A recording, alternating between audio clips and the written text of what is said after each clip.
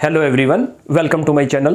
मैं हूं मनोज शर्मा और आज की क्लास में हम करने जा रहे हैं क्लास 11th का chapter adjustment in preparation of financial statement, जिसको फाइनेंशियल स्टेटमेंट विद एडजस्टमेंट भी बोलते हैं। इसको हम टीएस ग्रेवाल टेक्स्ट बुक से कर रहे हैं। पिछली क्लास में इसका इंट्रोडक्शन पार्ट कर लिया था और फर्स्ट क्वेश्चन कर लिया था।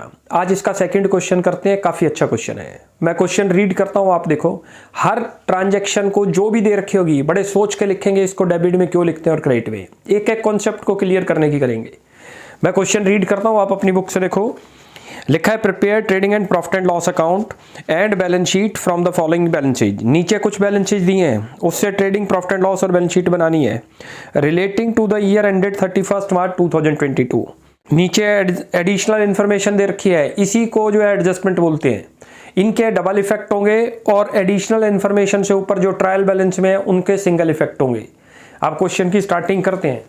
देखो, सबसे पहले बनाएंगे ट्रेडिंग अकाउंट। ऑर्डर याद रख लो, ट्रेडिंग पहले बनेगा, जैसे हमने पिछले चैप्टर में भी कर रखा है। सेम वही है, प्रॉफिट एंड लॉस बनेगा और फिर बैलेंस शीट।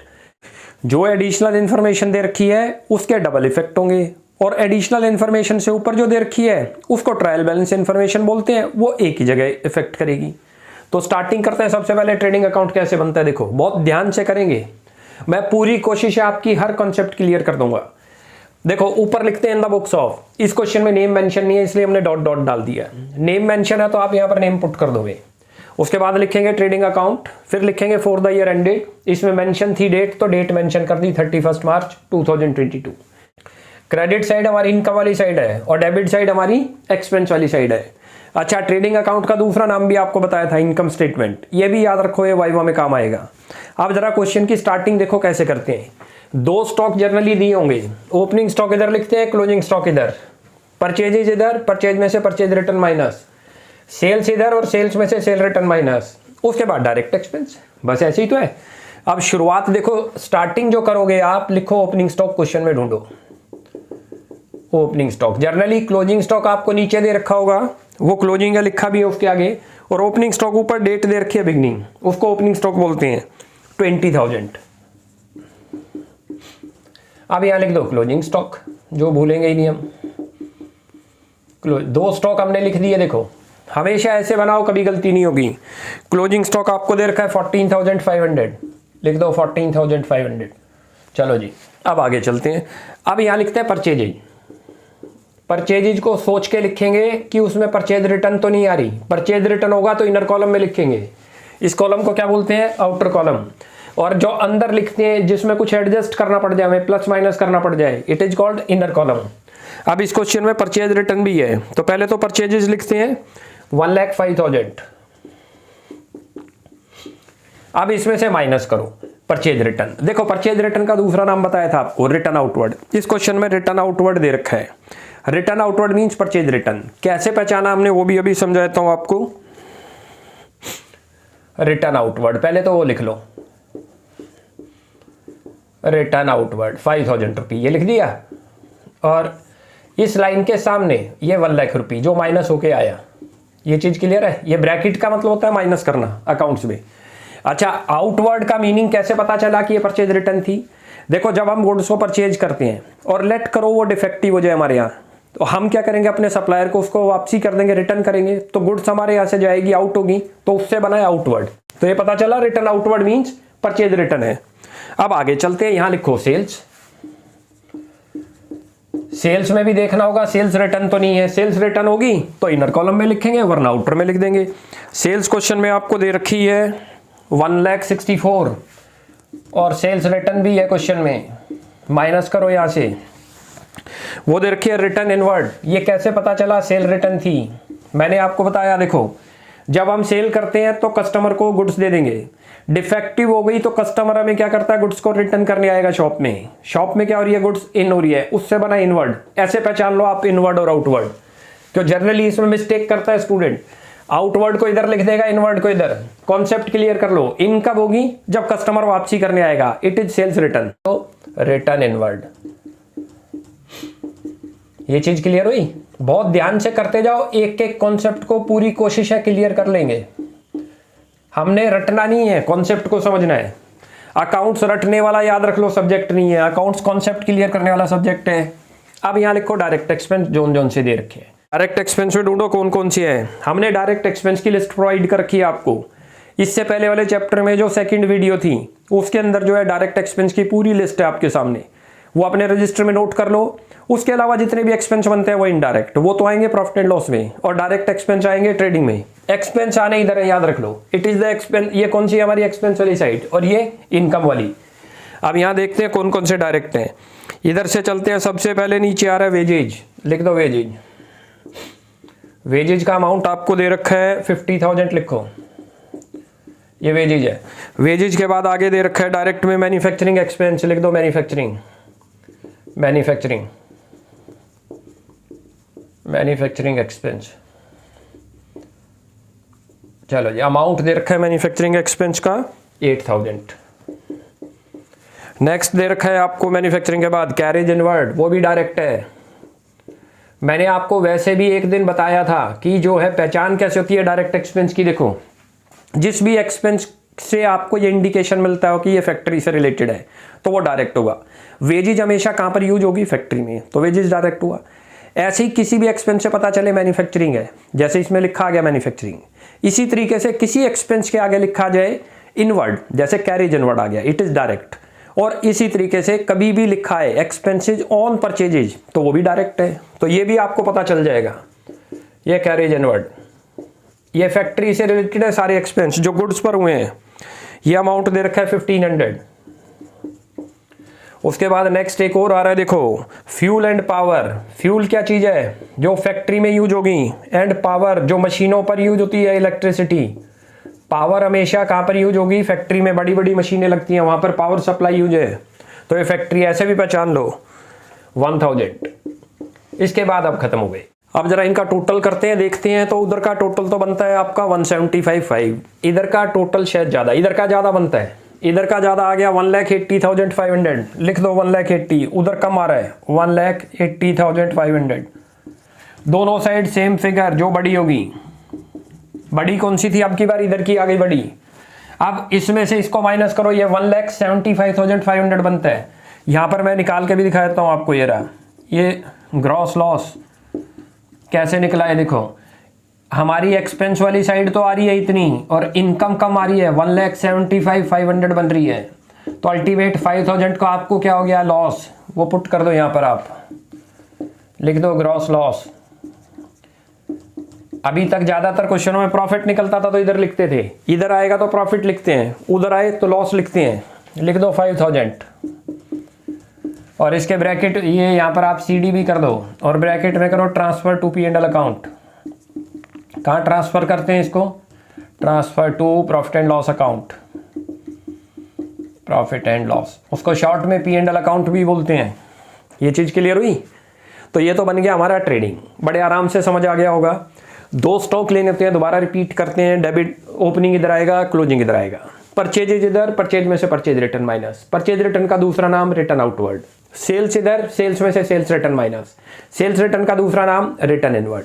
उसके बाद जो है फिर डायरेक्ट एक्सपेंस। डायरेक्ट एक्सपेंस की हमने आपको लिस्ट भी दे दी और थोड़ा आपको समझा भी दिया कि जो फैक्ट्री से रिलेटेड एक्सपेंस है वो यहाँ आएंगे, जो मैन्युफैक्चरिंग या प्रोडक्टिव है वो यहाँ पर आएंगे। किसी भी एक्सपेंस के आगे इनवर्ड लिखा है तो यहाँ आएगा, या कोई भी एक्सपेंस के आगे लिखा जाए एक्सपेंस ऑन परचेजेज, तब यहाँ जाएगा। ये चीज़ क्लियर हो गई। अब प्रॉफिट एंड लॉस इसका प्रिपेयर करते हैं। चलो जी, अब इसका प्रॉफिट एंड लॉस प्रिपेयर करते हैं। अब उसमें प्रॉफिट एंड लॉस कैसे बनता है, सेम जैसे ट्रेडिंग में दो साइड थी ऐसे इसकी भी दो साइड है, डेबिट क्रेडिट।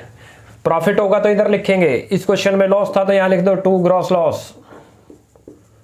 आपको याद हो ग्रॉस लॉस जो निकला था 5,000 रुपये आया था, वो लिख दो। ये एक्सपेंस वाली साइड है ये, और वो इनकम वाली साइड है। अब जरा यहाँ से स्टार्टिंग करते हैं। देखो, सबसे पहले यहाँ देखते हैं यहाँ से क्वेश्चन में जो जो इनडायरेक्ट एक्सपेंस है। अब आप याद रखो, जो ऊपर ले लिए थे वो कहीं नहीं आएंगे। एडजस्टमेंट भी आपको पढ़नी है, जो एडजस्टमेंट अब इससे रिलेवेंट होगी वो यहाँ पर आएगी। अब यहाँ दे रखा है आपको रिपेयर, रिपेयर लिखो, रिपेयर का अमाउंट इनर कॉलम में लिखो क्योंकि उसकी एडजस्टमेंट आ रही है। देखो नीचे कहता है ₹400 इज ड्यू फॉर रिपेयर, यानी कि 400 अभी ड्यू है, दिए नहीं हमने, देने हैं, तो हमारा एक्सपेंस क्या होगा, इंक्रीज होगा। It is outstanding repair, outstanding repair. O/S का मतलब आउटस्टैंडिंग, जो पे करना है अभी। टोटल कितना बन गया ये 900, नेक्स्ट चलते हैं रिपेयर के बाद। फिर रेंट दे रहा है, नीचे एडजस्टमेंट पढ़ते जाओ, कोई आ तो नहीं रही, कोई नहीं आ रही। रेंट के साथ डायरेक्ट लिख देंगे आउटर कॉलम में। रेंट आपको दे रखा है 4000, रेंट के बाद दे रखा है ट्रेड एक्सपेंसेस 7000, लिख दो ट्रेड एक्सपेंस, कोई एडजस्टमेंट नहीं है इसकी भी। Trade expense 7000। ट्रेड एक्सपेंस के बाद दे रखा है बेड डेट, बेड डेट की एडजस्टमेंट है नीचे, याद रखना, इसी के अंदर ऐड कर देंगे उसको। बेड डेट का अमाउंट दे रखा है 2000, इनको बोलते हैं ओल्ड जो ट्रायल बैलेंस में दिए हैं, और नीचे जो एडजस्टमेंट में आएंगे उनको बोलते हैं फर्दर बेड डेट या न्यू बेड डेट या एडिशनल बेड डेट, तीनों में से कुछ भी नाम बुला सकते हैं। प्लस करो यहाँ पर फर्दर बेड डेट, नए जो बेड डेट हो गए, ये तो पुराने थे जो हो गए, ये फर्दर बेड डेट और हो गए आपके। कितने दे रखे हैं 5000। ये एडजस्टमेंट थी इसलिए लेनी पड़ी यहाँ 2 जगह, अब ये बैलेंस शीट पे भी इफेक्ट करेगी। अब डेप्रीशिएशन की बात करो, डेप्रीशिएशन भी दे रखा है, लिखो depreciation, depreciation on machinery, plant and machinery, लिख दो प्लांट एंड मशीनरी। अमाउंट दे रखा है आपको 4000, लिख दो 4000। अब चेक करो हमने सारी एडजस्टमेंट ले ली या नहीं। देखो क्लोजिंग स्टॉक ट्रेडिंग में चला गया था, उसके बाद डेप्रीशिएशन हमने यहाँ पर ले लिया, बेड डेट भी ले ली एडजस्टमेंट। ऐसे रीड करना आपने कि ये एडजस्टमेंट यहाँ है या नहीं। अब जरा इनका टोटल करते हैं। अब इनका टोटल करते हैं तो देखो क्रेडिट साइड में तो कुछ आया ही नहीं, ये तो क्लियर दिख रहा है कि यहाँ पर क्या है, नेट लॉस है। इधर का टोटल करते हैं तो 11 और 11 हो गया 22,500, 27,900 लिख दो, 27,900। और ये क्या चीज़ आ गई आपका, नेट लॉस 27,000 पूरा का पूरा, क्योंकि इनकम जीरो है। यहां पर लिख दो आप बाय नेट लॉस 27,900, और इसके ब्रैकेट में लिख दो transfer to capital account, transfer to capital account. ये कैपिटल में माइनस हो जाएगा, प्रॉफिट है तो ऐड हो जाएगा। अब ये लॉस था तो कैपिटल में क्या कर देंगे, इसको बैलेंस शीट में माइनस कर देंगे। अब जरा आगे चलते हैं। अब ये तो हमारा प्रॉफिट एंड लॉस बन गया, सारे इनडायरेक्ट हमने ले लिए। अब जो एडजस्टमेंट है जरा ध्यान रखनी है, वो बैलेंस शीट पे भी इफेक्ट डालेंगी, क्योंकि वो उनके डबल इफेक्ट होनी है। चलो जी, अब इसकी बैलेंस शीट प्रिपेयर करते हैं। अभी ट्रेडिंग बन गया, प्रॉफिट एंड लॉस बन गया, उन दोनों को बोलते थे इनकम स्टेटमेंट। अब ये बैलेंस शीट का भी दूसरा नाम आपको लिख दिया मैंने, देखो position statement, but you will not write down. आप लिखना नहीं, समझाने के लिए आपको बताया है कि बैलेंस शीट को हम क्या बोल सकते हैं, पोजीशन स्टेटमेंट भी बोल सकते हैं। ये सब वाइवा में काम आएगा, आपकी नॉलेज डेवलप करने के लिए। इधर लायबिलिटी और इधर असेट्स, स्टार्टिंग करते हैं जैसे जैसे आइटम आए। देखो सबसे पहले आ रहा है कैपिटल, तो कैपिटल लिख दो। अच्छा, इनर कॉलम में लिखना कैपिटल को, क्योंकि उसमें कुछ आपने एडलेस करना है, जैसे ड्राइंग्स को माइनस करना है, नेट लॉस को माइनस करना है। कैपिटल दे रखी है 1 लाख, लिख दो 1 लाख। आप ढूंढते हैं ड्राइंग्स कितनी दे रखी है क्वेश्चन के अंदर, ड्राइंग्स भी दे रखी है 10,000, माइनस कर दो ड्राइंग्स, ड्राइंग्स 10,000। यहां ब्रैकेट का मतलब माइनस तो है, ऐसे ही माइनस कर दो। नेट लॉस आया था, याद करो 27,900, 27,900। इसको माइनस करते हो तो कितना आ जाएगा 62,100। कैपिटल के बाद क्रेडिटर है, लायबिलिटी साइड आएगा, पे करना हमने। क्रेडिटर्स कितने दे रखे हैं 12,000। जो जो आइटम आपको आए वो लिखते जाओ। असेट्स होगी तो असेट्स में चली जाएगी, लायबिलिटी है तो लायबिलिटी में। उसके बाद चेक करो बिल्स पेबल है ऑल्सो लायबिलिटी, बिल्स पेबल पे करना है हमने, एज ए क्रेडिटर ही है ये 5,000। नेक्स्ट उसके बाद प्लांट एंड मशीनरी आ रहा है, लिख दो प्लांट एंड। इनर कॉलम में लिखेंगे, क्यों, इस पर डेप्रीशिएशन था, याद करो। यहां डेप्रीशिएशन माइनस होगा, एक बार डेप्रीशिएशन वहां ले लिया, दूसरा इफेक्ट जिससे रिलेवेंट था मशीन पर था, तो मशीन में से माइनस होगा। प्लांट एंड मशीनरी दे रखी है 40,000, लिख दो 40, और माइनस कर दो इसमें से डेप्रीशिएशन 4,000 रुपी दे रखा है क्वेश्चन में। ये बन गया आपका 36। ये चीज क्लियर हुई। चलो जी, प्लांट एंड मशीनरी के बाद सन्ड्री डेटर 24, सन्ड्री डेटर भी इनर में लिखना। अभी sundry debtor more than 1 debtor 24,000। आप याद करो नीचे एक बेड डेट आ गए थे, ये रे फर्दर बेड डेट 5,000, वो इसमें से माइनस होंगे। जो आपको एडिशनल इंफॉर्मेशन में दे रखे हैं उसको न्यू बेड डेट भी बोलते हैं कि और हो गए, या फिर एडिशनल बेड डेट हो गए। माइनस करो यहां से बेड डेट, ये एडिशनल इन्फॉर्मेशन वाले माइनस करने हैं, ध्यान रखना। ऊपर वाला तो एक ही जगह आना था, वो ले लिया हमने 19,000। उसके बाद डेटर के बाद आगे चलो, बैंक दे रखा है 10,000। ऑर्डर वाइज चलते जाओ, जो जो आ रहा है वो लिखते जाओ 10,000। नेक्स्ट आ रहा है आपके पास स्टॉक, वो सब कुछ ले लिया इधर से और कुछ नहीं आ रहा। अब नीचे एडजस्टमेंट पे आओ, सारी हुई या नहीं। एक तो क्लोजिंग स्टॉक लेना है, याद करो, वो 2 जगह जाना है। क्लोजिंग स्टॉक है 14,500, लिख दो 14,500। उसके बाद चेक करो ऐसे एडिशनल इन्फॉर्मेशन को कि वो 2 जगह हमने ले लिया नहीं। क्लोजिंग स्टॉक ट्रेडिंग की क्रेडिट में ले लिया, दूसरा यहाँ ले लिया। सेकंड एडजस्टमेंट पे आओ, डेप्रिसिएशन हमने P&L की डेबिट में लिया और उसके बाद यहाँ ले लिया। थर्ड पे आओ, बैड डेट भी P&L में लिया था और यहाँ माइनस कर दिया। आउटस्टैंडिंग रिपेयर था, due for repair means outstanding है रिपेयर के, P&L की डेबिट में ले लिए थे। अब ये क्योंकि पे करने हैं तो यहाँ पर लिख देंगे आउटस्टैंडिंग रिपेयर।